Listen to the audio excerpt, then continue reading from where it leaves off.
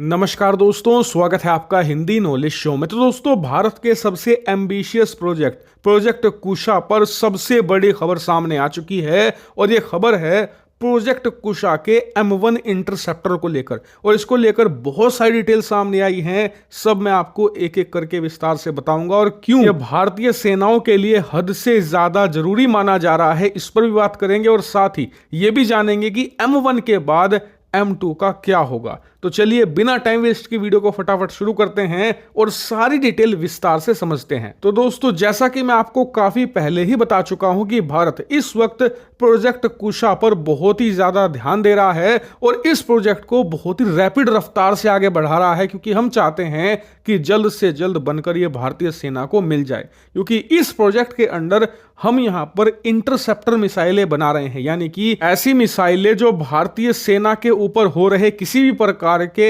हवाई हमले, चाहे वो लड़ाकू विमान से हो, ड्रोन से हो या मिसाइल से हो, उन सभी को रोकेगी, उन्हें हवा में ही मारकर गिरा देगी और भारतीय सेना को बहुत ज्यादा सुरक्षित रखेगी। अब आप में से ज्यादातर लोग यही कहोगे कमेंट में कि इसकी जरूरत है क्या, हम तो ऑलरेडी कई प्रकार के surface to air missile defence system ready कर चुके हैं और कई को रेडी कर भी रहे हैं। तो ऐसे में एक नया प्रोजेक्ट लाकर नई इंटरसेप्टर मिसाइल बनाने का क्या तुक है। तो देखिए, तुक ये है कि जो ये प्रोजेक्ट कुशा के अंडर इंटरसेप्टर मिसाइलें बन रही है, ये इजराइल के MRSAM पर बेस होंगी। और इसका फायदा ये मिलेगा कि अभी जो हमारे पास एयर डिफेंस सिस्टम है वो मिसाइलों के खिलाफ शानदार है, वो दुश्मन के लड़ाकू विमानों के खिलाफ भी शानदार है, यहां तक कि जो बड़े ड्रोन्स होते हैं उनकी भी बहुत ही प्रिसाइज टारगेटिंग कर सकते हैं। लेकिन जैसा कि आपने पिछले 3 सालों में खूब देख लिया है कि चाहे यूक्रेन युद्ध हो, आर्मेनिया युद्ध हो या फिर इजराइल हमास युद्ध हो, तीनों ही युद्ध में जो कमजोर पक्ष है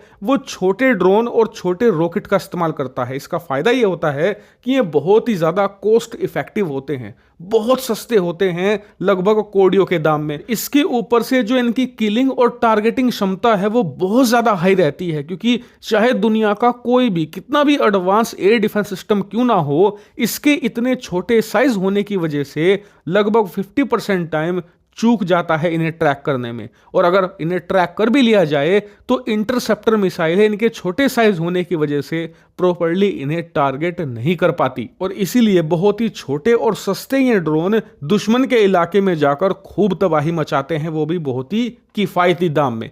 इस बात से भारत ने भी सीख ली है, क्योंकि भारत का एक पड़ोसी है पाकिस्तान, पूरी तरीके से कंगाल है, ना सिर्फ जेब से बल्कि दिमाग से भी। ऐसे में ये लोग इस प्रकार के ड्रोन और रॉकेट सिस्टम की तरफ बहुत ज्यादा अट्रैक्ट हो रहे हैं। ये तुर्की से भारी मात्रा में ऐसे ड्रोन खरीद रहे हैं, इसके अलावा चीन से भी ऐसे ड्रोन खरीद रहे हैं। ऐसे में इसके खिलाफ हमें तैयार रहना होगा और इसलिए भारत प्रोजेक्ट कुशा के अंडर इस प्रकार की इंटरसेप्टर मिसाइलें रेडी कर रहा है। और आज इसी को लेकर सबसे बड़ी खबर आ चुकी है। खबर यह है कि जो प्रोजेक्ट कुशा के अंडर पहली इंटरसेप्टर होगी, इसका नाम होगा M1।